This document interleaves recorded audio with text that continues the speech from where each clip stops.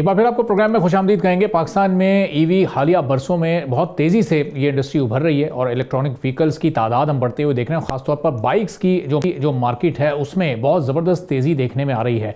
अब इस सनत का मकसद न सिर्फ माहौलियाती आलूदगी को कम करना है, बल्कि जो तेल की ऑयल की इम्पोर्ट है उस पर इन्हिसार को भी कम करना है, बल्कि मकामी मैनुफैक्चरिंग और रोज़गार के मौके भी बढ़ाना है। लेकिन एक अहम सवाल अब यहाँ पर यह है कि हुकूमत की पॉलिसीज़ में आखिर तवाज़ुन या बैलेंस क्यों नज़र नहीं आ रहा है। इस इंडस्ट्री के हवाले से हालिया हुकूमती ऐलानात और इक़दाम को अगर हम उस पर उठाकर देखें, उस पर गौर करें, तो आपको हुकूमती संजीदगी का थोड़ा सा अंदाज़ा हो जाएगा। कुछ अरसे कबल इलेक्ट्रिक व्हीकल्स पर हुकूमत ने इंडस्ट्री के लिए पॉलिसी सपोर्ट, टैक्स में रियायत और दीगर इंसेंटिव्स मुतारिफ करवाए ताकि मकामी मैन्युफैक्चरर्स और नए इन्वेस्टर्स को मार्केट में लाया जा सके। लेकिन ईवी बाइक पर हाल ही में सेल्स टैक्स 1% से बढ़ाकर 18% कर दिया गया है, जिसने इस इंडस्ट्री और फिर इसके कस्टमर्स दोनों के लिए ही चैलेंजेस पैदा कर दिए हैं। गुज़िश्ता दिनों वज़ीर मुमलिकत बराए ख़जाना बिलाल अज़हर कियानी ने सेनेट इजलास में दावा किया था कि वफाकी काबीना ने नई एनर्जी व्हीकल पॉलिसी की मंजूरी दे दी है, जिसके तहत सार्फिन को सब्सिडी और फाइनेंसिंग मुआवनत दी जा रही है।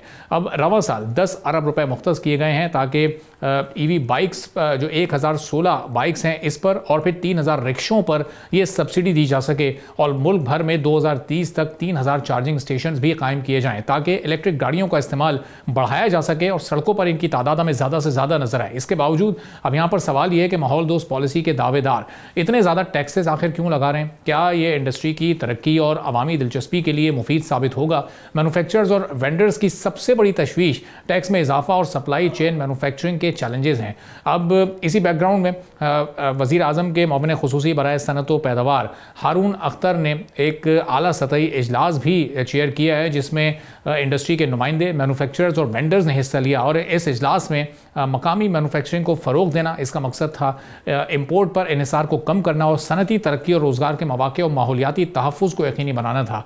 ये इस तरह के इजलास कितने फ्रूटफुल साबित हो सकते हैं, आगे कितने इंसेंटिव्स इस पॉलिसी को दरकार होंगे, चैलेंजेस जो इस पॉलिसी को दरपेश हैं उससे कैसे निपटा जा सकता है। हम बात करेंगे अली मोइन मलिक साहब जो CEO हैं ईजी बाइक्स के, हमारे साथ मौजूद हैं। बहुत शुक्रिया अली मोइन साहब, प्रोग्राम के लिए आपने वक्त निकाला।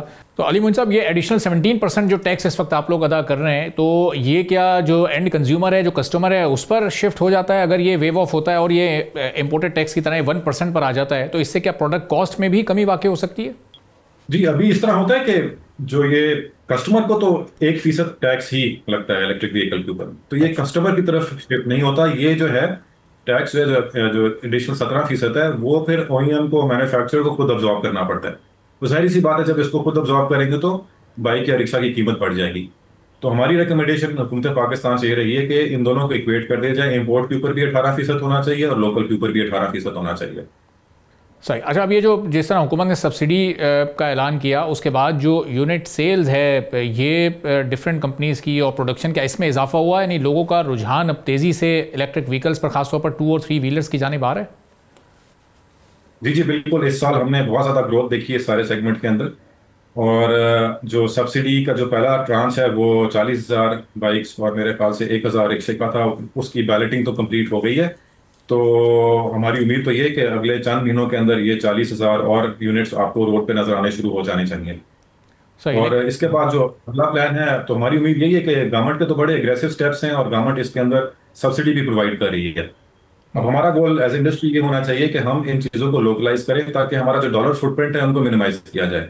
ये नहीं हो सकता कि हम सब्सिडी भी क्लेम करते रहें और चाइना से या किसी और मुल्क से चीज़ें इंपोर्ट करके पाकिस्तान में डंप करते रहें। अच्छा, गवर्नमेंट सब्सिडी के बाद भी आपको लगता है कि ये बजट फ्रेंडली है? चूँकि जो एग्जिस्टिंग बाइक्स हैं वो यूज़ में भी मिल जाती हैं, वो आप 20, 25, 30 हज़ार में भी एक मुनासिब बाइक ख़रीद कर उसको इस्तेमाल कर लेते हैं। लेकिन यहाँ पर थोड़ा सा सिचुएशन ज़रा चेंज है, तो ये जो कॉस्ट है इस वक्त एक आम कंज्यूमर के लिए वो बड़ा इशू बनी हुई है।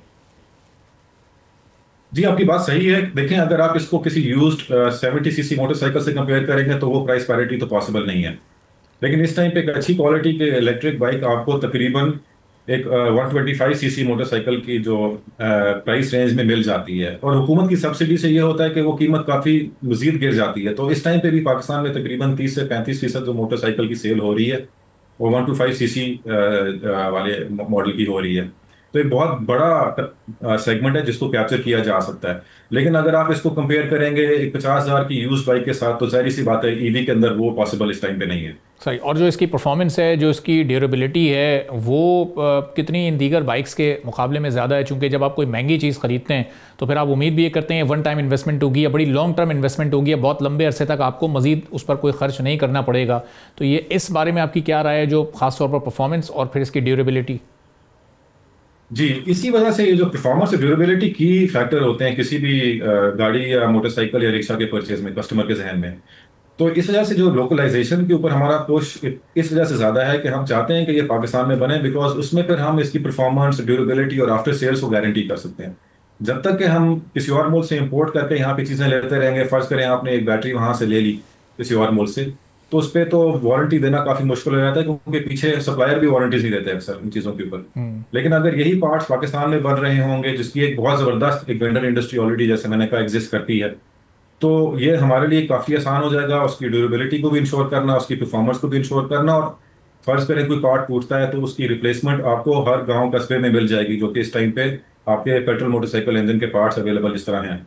तो इस वजह से मेरे ख्याल से पाकिस्तान को इस पर बहुत सीरियसली फोकस करने की जरूरत है। अगर आपको एक लॉन्ग टर्म स्ट्रैटेजी चाहिए तो आपको ये ज़्यादातर पार्ट्स पाकिस्तान में ही बनाने पड़ेंगे, ताकि इनकी आफ्टर सेल्स गारंटी की जा सके और ओवर टाइम इनकी परफॉर्मेंस और ड्यूरेबिलिटी भी गारंटी की जा सके। तो अली साहब, जो पाकिस्तान में पार्ट्स बनाने की टेक्नोलॉजी, क्या वो उस लेवल की मौजूद है कि उसका मुकाबला हम दीगर ममालिक से कर सकें, या ये सिर्फ टैक्स का इशू है कि इस टैक्स ख़त्म हो जाए पाकिस्तान की प्रोडक्ट्स पर, तो वो भी इस काबिल हैं कि उनका मुकाबला इस वक्त दीगर ममालिक की क्वालिटी से हो सकता है?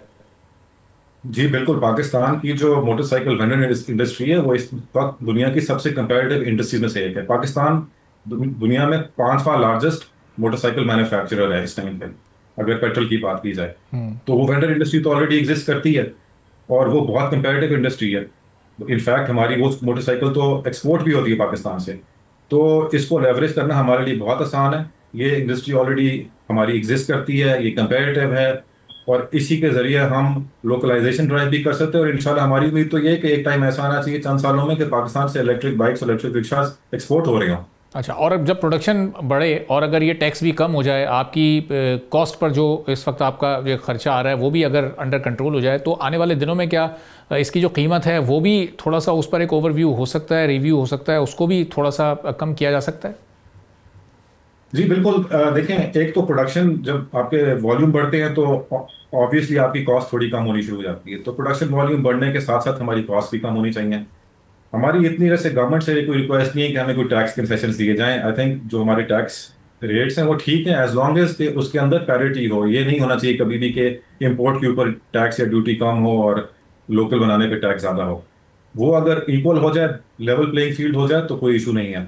तो आई थिंक वो हमें जो कॉस्ट का जो बेनिफिट होगा, एक तो प्रोडक्शन वॉल्यूम से होगा, और दूसरा जो बैटरी टेक्नोलॉजी है दुनिया भर में इसके अंदर बहुत काम हो रहा है। और पिछले 2 सालों के अंदर भी हमने देखा है कि जो लिथियम बेस्ड बैटरीज हैं इनमें एक सिग्निफिकेंट प्राइस ड्रॉप आ गया, आधे से कम हो गए उनके रेट। जहां एक टाइम था कि $200 पर किलोवाट आवर पे लिथियम ट्रेड कर रहा था, अभी $50 पे कर रहा है। तो इसका ऑब्वियस एडवांटेज हमें पाकिस्तान में होता है कि बैटरी की कीमतें भी गिर रही हैं। तो अगर ये इसी तरह गिरती रही तो लॉन्ग टर्म के अंदर आपकी बैटरी प्राइसेस नीचे जाने की वजह से भी आपकी बाइक या रिक्शा के अंदर सिग्निफिकेंट प्राइस ड्रॉप होगा, क्योंकि बहुत बड़ा कॉस्ट कंपोनेंट बैटरी होती है। और अली साहब, ज़रा ब्रीफली ये भी बता दीजिएगा कि एक बैटरी कितने अरसे तक चलती है, एक वक्त में वो उसको कितनी देर में फुल चार्ज करना पड़ता है, फुल चार्ज होने में कितने यूनिट कंज्यूम होते हैं, और फिर वो कितने किलोमीटर की रनिंग वो उसमें दे सकती है?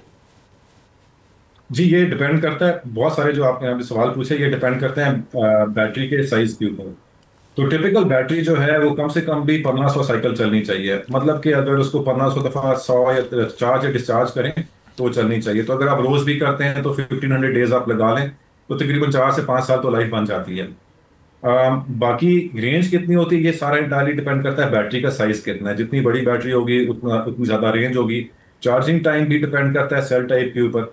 अभी ज्यादातर जो आपको बैटरीज यहाँ मिलती हैं वो 2 से 3 घंटों में चार्ज होती हैं, जो लिथियम बेस्ड बैटरीज हैं। जो ग्राफीन के नाम लेड एसिड बेच रही हैं उसको 5-6 घंटे भी लगते हैं। लेकिन अगर आप चाहें, अगर आप ज्यादा बड़ी इन्वेस्टमेंट करेंगे तो आपको वो सेल भी मिल जाएगा, वो बैटरी भी मिल जाएगी, 2-1 घंटे में चार्ज हो जाती है। अच्छा। लेकिन रिक्शा और बाइक के अंदर चार्जिंग टाइम इतना बड़ा इशू नहीं है जितना बड़ा शायद गाड़ी के अंदर होता है।